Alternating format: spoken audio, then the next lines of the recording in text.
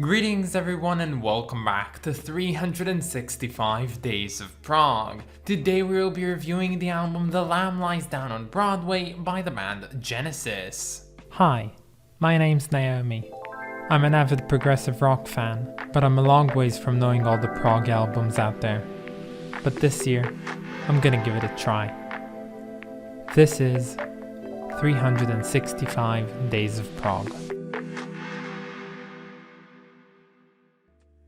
Yes, greetings everyone and a happy new 2023. Welcome to the 365th episode of 365 Days of Prog. Today we will be reviewing the album The Lamb Lies Down on Broadway by Genesis, and I have for you a very special video today. I will not be the only one talking today and giving out my opinions of this album, but I have 7 more guests here with me, and I will not introduce them right now, but whenever a new guest pops up, you will see their name on the screen and you'll see 3 suggested videos that you should go and check out from their channel. Of course, the videos that I suggest are my personal favorites, and I think that you should definitely go ahead and watch them.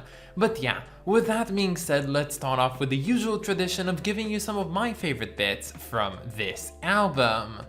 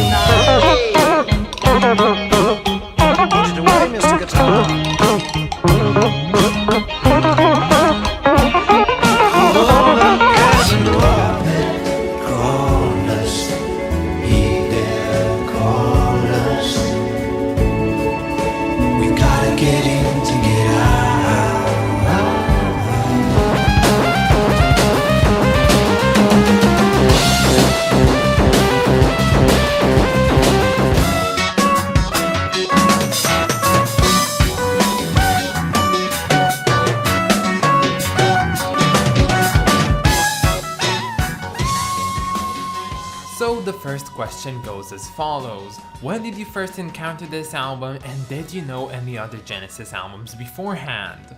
So I first encountered this album, I think I was actually a bit late to the party with it. My dad is a huge prog fan, like a massive prog fan, so that's kind of where I got my love for it. So I listened to Nursery Crime. That was my first Genesis introduction, because I had thought that Genesis were like a crap pop band. Like I didn't know that they had this like Peter Gabriel past. I really didn't know, and I was like, oh, Genesis, like whatever, they're pop, they're crap. Yeah, so basically my story with prog music is my dad, he was really into this music. This is what he grew up with, and so his favorite bands were Yes and Gentle Giant and Genesis. So those were the 3 bands he focused on to share with me. So we did go through the Genesis catalog together, basically in order, starting with Nursery Crime and moving forward from there.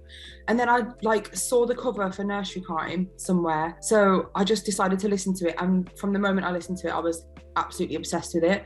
So I went from Nursery Crime, then to Selling England by the Pound, Foxtrot, and then The Lamb. So it was the last one for me. My first exposure to Genesis was Genesis Live. I think I picked that up in '75. And so shortly after that, I fell in love with the band. So I went back and I found this thing called Genesis, The Best Of, which had Foxtrot and Nursery Crime. So after those 2 records, The Lamb was the next one I picked up. I got it right before A Trick of the Tail came out, and it completely blew me away. I was not expecting anything like this at all. Well, my history of Genesis is kind of funny because, as most people I imagine, I grew up knowing stuff like Invisible Touch, Land of Confusion, just by being in a grocery store. And I remember asking people, like, I was really into Pink Floyd. That was kind of my entry to Prague, and I'm like, okay, what should I check out next? And they're like, oh, check out Genesis. And then I looked up and just like I pressed the top song, which was Invisible Touch, and I was just like, what? This is just Phil Collins, like Tarzan stuff. A while ago, someone recommended me Trespass. And that was the first album I ever heard by them, and that has a special place because I think the album it's just so beautiful. Started going further and further with Nursery Crime and all that, but then when I got to The Lamb, I remember hearing the first track and being blown away. It's probably one of my favorite Genesis songs still to this day. And when I heard it all the way through, I was pretty blown away by every moment from it. Just like both the lyrics and music, it just swept me off my feet, you know? It was just crazy. Do you know the story that this album tells? Vaguely. I think most people have a vague idea because it is like shrouded in metaphor, and I mean, it is a narrative story. And so you can follow along with the liner notes and the liner story itself. Luckily, I have the benefit of having like the archive box set that Genesis put out that has one of the live performances that Genesis did where Peter Gabriel tells the story between the acts, kind of getting the audience caught up. What it actually means, I still can't tell you.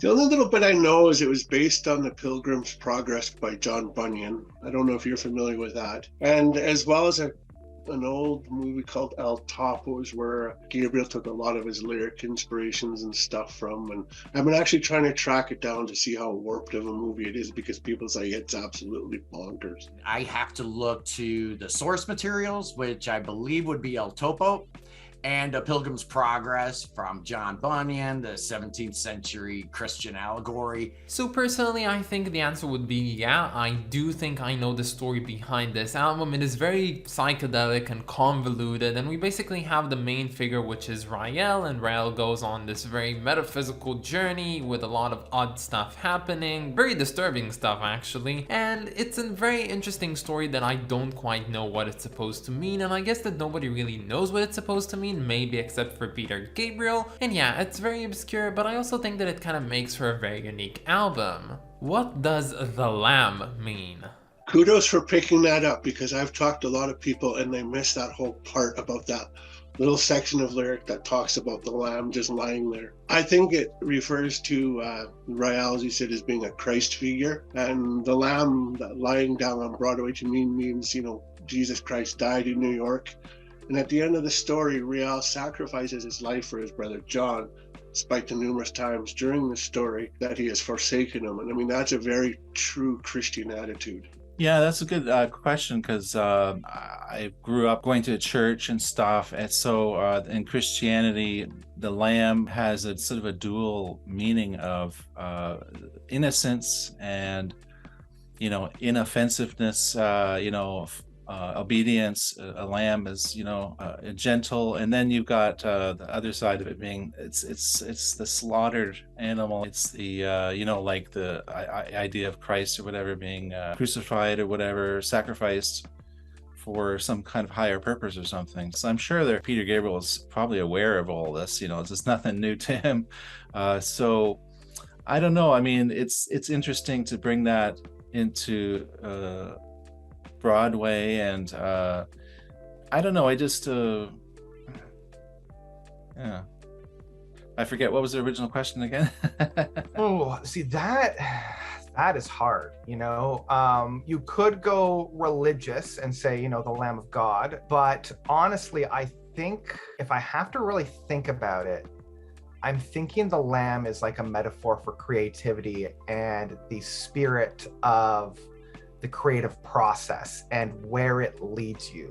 So sometimes, and I think Robert Fripp even mentioned, the spirit of the masterpiece will visit you from time to time, and it's a very fickle creature. And I feel like the lamb is very similar to that kind of creative process of the muse, of like, he's been swept away and the only thing he can do is hang on to it. It might not necessarily make sense where this whole lamb is taking him. But yeah, I could completely be off in left field, but I think with a project like this, there really isn't a wrong answer. I think it could really mean whatever the person wants it to mean. Why do you listen to this album? Is it for its music? Is it for its story? Is it for them both? The music, I would say, because I listened to it, the first few times I listened to it, I didn't care about the story, or I didn't like, and I love concept albums, don't get me wrong, but I feel like this was such a mega task, or, you know, something to get my head around. So I listened to the music for probably the first 5 listens, maybe, just trying to get my head around, because it's such a long album. But now I'm getting more into the story, and doing this video and stuff has kind of got me to like look a little bit more into the story. But at first it was definitely the music. Honestly, I listened to it because it's just like a perfect album in my opinion. So like in terms, yeah, the music hits me so hard. The part that hits me the most, like I don't want to get all emotional sensitive, but like, well, it makes me almost want to be in tears. Is the part in the cage where he's like, outside the cage, I see my brother John. He turns his head so slowly around and you cry out help. All he does is just say nothing. I don't know, like I have no idea what it means. I'm not gonna act like I could interpret that, but it's just the sheer power in that lyricism gets to me on a personal level, you know? So honestly, I don't often listen to this album in its entirety, that is for sure, but when I do come back to it, I come back to individual songs which I particularly enjoy, but I don't think that the story really makes up a big part of why I listen to this album, but I still think that there are certain songs which I do like going on with their narrative. Mainly for me, I'm more into the music aspect. Most albums I listen to, actually, I'm more focused on the music. I'm not as much into lyrics as some people are. But in the terms of like a concept album, I do tend to focus a little bit more on the lyrics than other albums, because I know the story really ties into the music and it adds to the experience. So really it's both, but if I had to pick one over the other, I'm more into the musical aspect than the lyrics and the story. How often do you find yourself listening to this album from front to back? Well, back when I got the album, I definitely listened start to finish, you know, all 4 sides. So I used to listen to it pretty much right through. I think I really like to enjoy it that way because it's meant as a double album. So it's meant to be heard as a kind of like almost like a motion picture. It's like sitting down and watching a motion picture. So since then, I probably go back to a lot of other Genesis albums other than Lamb Lies Down, perhaps because it's so intimidating. I mean, it's so large. Up till now, when we've discussed this and prepared for this video, it's probably been a good 2 years since I've sat down and listened to it from start to end. It's, once again, I'm not crapping on it, but it's a real long album. You have to have a lot of time devoted to it, and it's not the most accessible. So if I'm going to listen to a Genesis album, I'm going to pick something completely different from either camps of the Phil Collins or the Peter Gabriel sides. I listen to it probably once a month religiously because I'm always catching things that I had never heard before, especially this album. The production is so bizarre. It is so weird what's going on, what John Burns did here. And no Genesis record sounds like this. So I go back to explore all the stuff that I missed. I am still hearing parts that Steve Hackett's playing, you know, all these years later, I'm still hearing new stuff. I predominantly listen to this from start to finish. It's very rare that I will listen to a track in isolation from this outside of like a live recording, but my go-to listen is the same way that I listen to most music, which is listening to the full album, which is a little bit of a time investment because this is a pretty lengthy one. Yeah, it's almost like trying to read a story by just like reading one chapter. It feels just kind of out of place when you listen to just one track. Seeing as this album makes for a very definite change of pace from the previous Genesis albums, what do you make of this change? I don't know, I like this change of direction at all. I don't know how it would influence them after the fact, with like Trick in the Tail and whatnot, but I do think this record stands out above the rest. Not to say because it's my favorite, but just in the sense that it is a different Genesis album, so I will give you that. I just can't pinpoint why, because Selling England by the Pound, I think musically sounds kind of similar to the Lamb, which is why I kind of juggle between that, the Lamb, and Trick of the Tail as being like, those are like my holy trinity. Like nothing will beat those 3 Genesis albums. Yeah, I think it's a pretty interesting change of direction. It's like they really purposefully went out to do something totally different in terms of the feel and the format. You know, I think Peter Gabriel is really the one who brought about the story. And so it's a really interesting shift from those bigger progressive epics and the more romantic or fantasy type stories. And I like it. I like it because it makes it a unique experience in their discography. I think it stands out as its own. And it stands out as a great example in Prog of like the perfect concept album. It's a really great example of that I think they really established the blueprint of for all future progressive rock bands, basically. So personally, I was very thrown off by this change because on the one hand they still sounded like Genesis that we know and love, but on the other hand it was just so different, so rooted in reality, despite the fact that this album is very much fantastical in all senses considered. But I do think that when looking at this album, The Lamb Lies Down on Broadway, and at other ones like Foxtrot and Selling England by the Pound, I do kind of miss the English countryside feeling that those ones had, but I think that this one is good as well. Seeing as this is the last album for Peter Gabriel with the band, do you think that this album marked a good ending for his run with Genesis? Yeah, I think it was time for him to probably depart. I watched, I don't know if you've seen the... Oh, my cat is going to jump up, sorry. Say hi. Look. Pippin. What was I saying? So yeah, I think this, as I said, it was something that he really wanted to do, I reckon. So I think this was probably his time to leave. But I don't know if you've seen the reissues episodes they did where they all talked about the process of making them and stuff, and there was still kind of bad blood between the members and stuff like that. So I think it was probably his time. He was ready to do his own thing, and I love Peter Gabriel's solo albums, so I'm glad that it happened that way, I guess.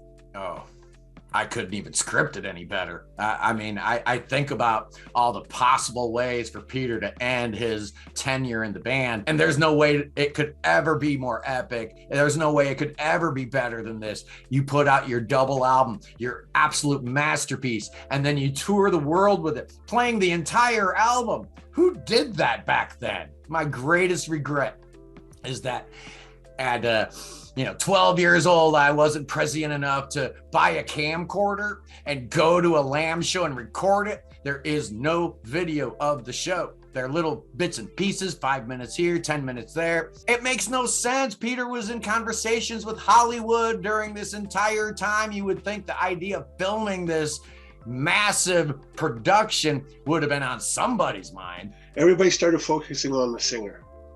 And that was one of Peter Gabriel's reasons that he's always said he needed to get out of the band and be his own person.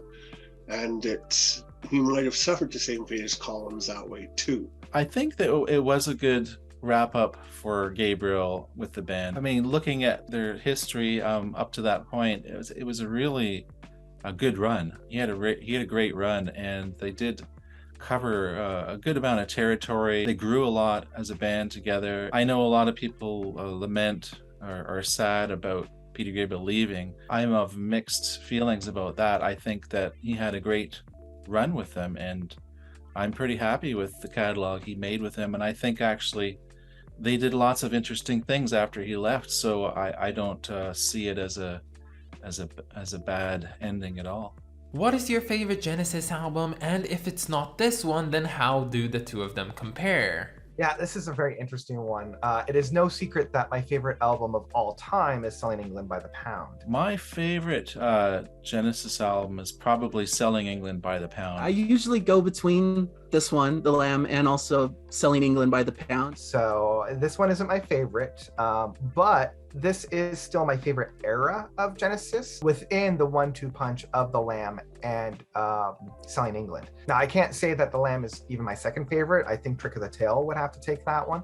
But in terms of creative outpour and the creative juices that were flowing at that time, I think this is my favorite iteration of the band. So my personal favorite is Foxtrot. I love Foxtrot so much, and I think that much like The Lamb Lies Down on Broadway, it's not a perfect album per se, but its imperfections do enhance it quite a bit. But when it comes down to it, I like the fact that Foxtrot is a bit shorter than this one, sporting just one LP, and overall I do enjoy its songs more than what I enjoy on here, and I think that when it comes down to it, I would put Foxtrot as my favorite, maybe then Selling England by the Pound, and maybe then we would reach The Lamb. Oh, well, Yeah, I may have spoiled it, but yeah, this is definitely my favorite Genesis album by far. At the same time, though, when I was getting into Genesis, there was just 3 albums that were like the holy trinity in Genesis albums, like Selling England by the Pound, Lamb Lies Down on Broadway, and Trick of the Tail. Only because there's been times where I was like, oh no, I think Trick of the Tail is my favorite album, but then I listen to Selling England, I'm like, nah, this one's my favorite. At the end of the day, though, I always come back to the Lamb, like only maybe because there's more material on there. So there's more to like. And I think even the stuff that's like more filler, which I will admit there's a little filler on here, but in the context of the album and its concept, I would still give it a 10 out of 10 for the, the direction it's given for the album. If you had to change one thing about this album, what would it be? Probably the running length of it. I would definitely cut it down to a single disc. Try to edit it down to one album, just for fun, even just to see if it could be done. Yeah, this one is pretty obvious. I would make this one shorter. I guess if that's the way they intended the album to be, then who am I to say what they should have done? But I think a few songs could. If I had to change one thing, I would be to go back to those Headley Grange demos. There's like over 7 hours worth of demos. I want all the stuff that was on the cutting room floor. I want a triple album. That's what I want. My initial gut reaction was like, I don't want to change a thing because I love it just the way it is, even with its flaws. I think the last track of it, as much as I love it, it doesn't feel like a proper ending to the story that they're setting up. It ends on what I think is one of the weaker tracks on the album, so that's a little disappointing perhaps. I sometimes wish it had a more epic, like different kind of ending. I wish it had a better conclusion perhaps. I still love how they went about it. I know record the history of it, that they didn't have enough time to pretty like flesh out the ending of it, so they kind of had to get it out and ready. Even though I'm saying I love side 4, I do think I wish it was a little more fleshed out in a way. What is your favorite song from the album? Woo! That's a good one, but I'm probably gonna go with Back in New York City. Oh, definitely the Carpet Crawlers. On the most recent listen, I really like the Chamber of 32 Doors. I think that's a fantastic conclusion to the first half of the album. Just a really beautiful, lush song that I really enjoy. But at other times, I really love the Lamia. I think the Lamia is very high up there at being my favorite from this album, and it is one that Steve Hackett plays almost every live show that he does. I mean, the top 3 for me that like I said hit me on a personal note, one I already mentioned was In the Cage, the whole brother part where he's in the cage, and then the Lamia. That song kills me so much. Like a lot of people say Steve Hackett's best solo is Firth the Fifth, but I honestly think his conclusion on that song is just fucking, sorry to curse, it's perfect. Like it gets me all teary-eyed just thinking about it. Like, and then the other one I'd say, which like I said, I don't know, it's so tough. I guess my favorite's In the Cage, but The Lamb Lies Down on Broadway, the first track, is what already got me into listening to this album. And I only heard that song and I was like, I gotta hear the rest, Well, probably the title track, Lamb Lies Down, that's for me it's a massive song in their catalog. Counting Out Time, baby. I really, really love that song. I really like that song. Yes, it is no secret. I'm not a big fan of this album and I have quite a bit of grudges with it, but I love coming back to Counting Out Time. Do you know, I want to say Counting Out Time because it's so funny. I was listening to it the other day and I was like, this is really funny, like weirdly sexual, but just kind of outrageous. So I would say that's probably my favorite because it's tongue-in-cheek and it's humorous. Those are the ones that kind of stood out to me on this listen, but there's so many that are favorites that I really love. What do you think of the cover art and what would you say is the meaning behind it? Oh my god, it's so awesome. I mean, I love the play with like, there he is, but he was supposed to be over here. It gives you subtle references like White Chamber Room in the Rapids. I forgot what that is, but maybe it's supposed to be New York City. And then if you don't mind, stuff in the back, like, can't tell what this is, but it looks powerful, What's that one line from 32 Chambers? It's like everyone else, they're pointing, but nowhere feels quite right. It's like, ooh, and what else? Yeah, I love the cover art. I think it matches the music perfectly. It's very different from any of the cover arts that have came before it, and even that came afterwards. It's interesting because it's black and white, and I think obviously Genesis were kind of known for their like colourful album covers. Like, as I said, I love the Nursery Crime album cover. It feels a bit bland to me. I don't know. And I don't like the new logo very much either. I find it interesting in that it's a Hypnosis sleeve where they are normally known for real colorful photogenic images that, you know, they superimpose other things to make it startling imagery, but color is always part of what Hypnosis does. And this one's black and white, is all grayscale, so it really stands out. You know, you get something that's just black and white, is like, that's really odd. I think that the production of this cover is just stellar. I love the black and white look of it. I like the fact that it contrasts the very vibrant colors that were sported by the previous Genesis covers. I think that it marks for something really, really different, and it's definitely what this album delivers. In terms of the meaning, I think it's very similar to the meaning behind the actual music itself. Rail stepping out of the story, because you actually see like his silhouette is there. He's removed himself from the story and he's literally looking at it. And in that case, like that's kind of how the album itself ends. And the three pictures mirror the stage show, where you have the three kind of slides as the backdrop. It was never a favorite album cover.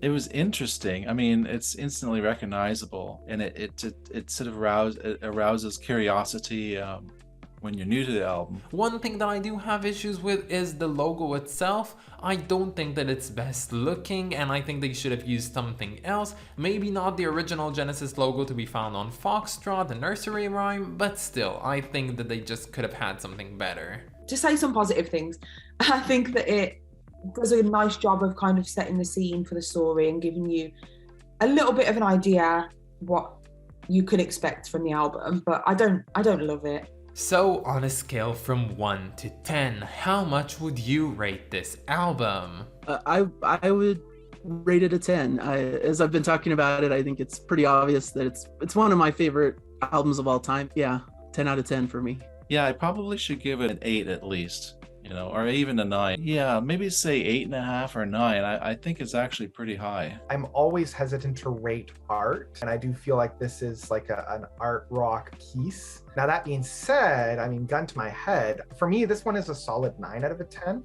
I would give it an 8. Honestly, no doubt a 10. Maybe if I had to be a real stickler, just because like there's like songs like Ravine or Hairless Heart, which not to say those are bad, but you know, they're more filler, so it's like, fuck it, I'm still giving it a 10. It's a 10 out of 10 for me. 7.5. Is that high? Yeah, it's a pretty easy one.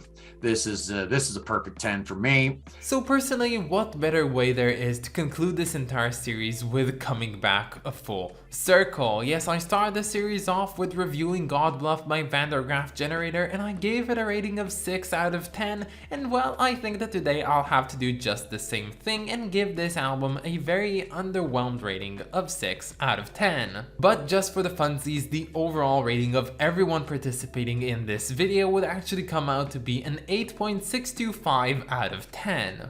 But yeah, that's about it, guys. I want to thank all the participants in this video, and you definitely have to go ahead and check their channels out because each and every one of them makes amazing prog related content. But with that being said, and hopefully you're still watching the video right now, in the upcoming 6 days there will still be videos, but they wouldn't be reviews as I did the entire year, but instead I'm gonna do a breakdown on this entire year by ranking my top 10 favorites and worst in 3 categories. We're gonna start off with 2 days of ranking my personal favorite and worst album covers from the series, then we're gonna move on to my favorite and worst songs, and finally to cap it off we're gonna talk about my least favorite and my most favorite albums from the series. But yeah, that is now about it, guys.